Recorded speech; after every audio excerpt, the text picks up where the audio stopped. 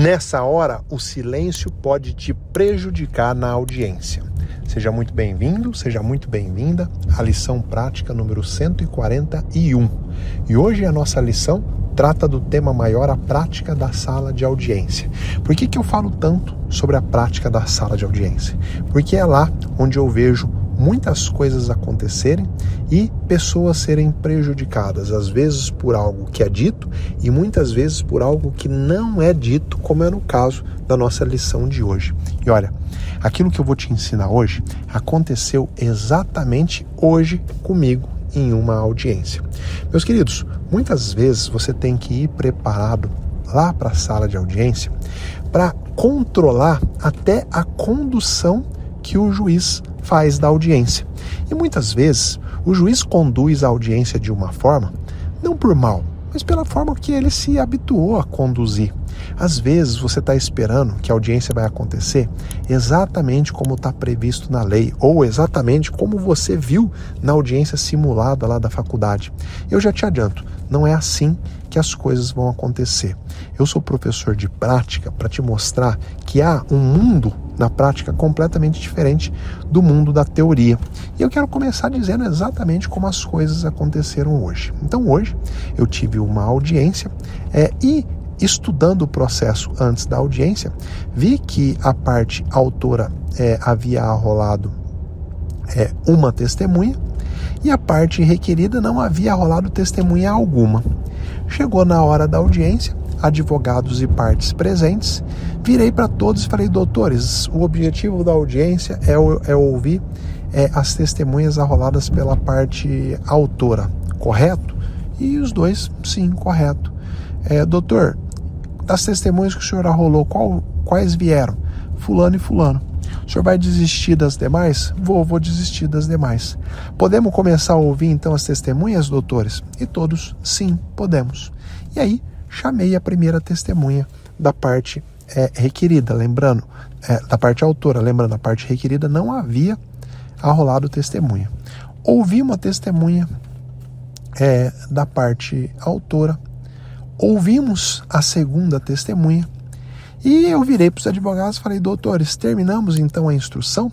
Nisso, o advogado da parte requerida vira e fala: não, doutor, eu pedi também a oitiva do depoimento pessoal do autor. E eu não sei se você sabe, meu querido que está me ouvindo, mas a sequência dos acontecimentos em uma audiência, ela está prevista no Código de Processo Civil. E lá fala que a primeira coisa que se faz em uma audiência é ouvir, eventualmente, perito e assistente técnico. Depois, é ouvir o depoimento pessoal das partes e depois ouvir as testemunhas. Nesse momento da minha audiência, eu já havia ouvido as testemunhas. Então já havia sido ultrapassado o momento do depoimento pessoal. O advogado não havia falado nada. Ele simplesmente concordou quando eu disse: doutor, podemos então começar a ouvir as testemunhas?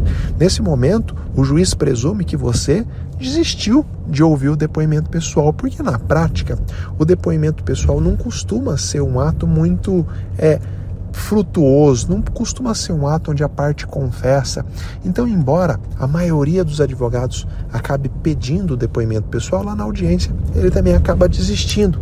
E foi o que eu achei que o advogado tinha feito. Bom, como eu perguntei se eram só as testemunhas e o advogado requerido disse que sim, que ele não havia testemunha. Quando eu perguntei: posso começar a ouvir as testemunhas? E eles disseram que sim. Eu presumi que, olha, então ninguém tem interesse no depoimento pessoal. Mas, depois que eu ouvi as testemunhas, o advogado falou: não, excelência, eu quero depoimento pessoal, tanto é que eu pedi. E aí criou-se aquele embate. O advogado da outra parte, mais do que depressa, falou: não, excelência, o senhor perguntou e ele não falou nada, então precluiu o direito, não dá para ele pedir. E nessa hora criou-se um impasse. E, obviamente, meus queridos, como eu presido a audiência, mas eu não sou um tirano, né? Eu não sou o dono do ato. Eu vi que ali havia um mal entendido. Eu vi que ali o advogado, ele não tinha renunciado ao direito, ele simplesmente não entendeu naquele momento. Então eu disse: olha, doutor, o senhor viu, né, que eu conduzi assim, assim, assado. Para mim, tinha ficado subentendido que o doutor havia desistido do depoimento. Mas se o doutor insistir, eu vou colher o depoimento, porque eu não quero causar nenhum tipo de nulidade. Mas veja, essa foi a minha atitude. Na maioria das vezes, o juiz vai dizer, não, doutor, o senhor silenciou e quem cala consente. Certo ou errado, isso é o que pode acontecer. E a minha lição de hoje não é para falar do caso acontecido na minha audiência, é para que você se prepare. Então, se você foi para a audiência e você quer colher o depoimento pessoal da parte, o juiz iniciou a audiência e o juiz fala que vai ouvir testemunhas, você ergue a mão e fala, não, excelência, pela ordem, eu quero ouvir o depoimento pessoal da parte contrária. Está aí, no processo, o meu pedido nas folhas tal. Então, Vossa Excelência não pode começar a ouvir as testemunhas antes de colher o depoimento pessoal. Nessa hora, é melhor você pecar pelo excesso do que pela falta, como acabou acontecendo no caso de hoje. No caso de hoje, terminou tudo bem, deu tudo certo, mas veja, às vezes você vai enfrentar pelo caminho um magistrado que vai dizer, não, Vossa Excelência não se manifestou, eu entendi que está precluso e acabou, não vamos ouvir o depoimento pessoal.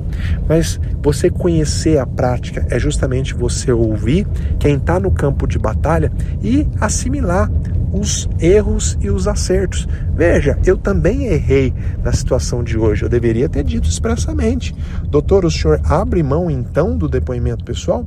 Mas eu não disse. Por quê? Pelo costume, do dia a dia. Mas no final das contas deu tudo certo. E o que aconteceu comigo hoje, que sirva de exemplo para que você não erre, tá bom? Fica com Deus, espero que tenha gostado dessa lição. E todos os dias nós temos uma lição prática nova. Eu espero que você esteja sempre por aqui. Um grande abraço.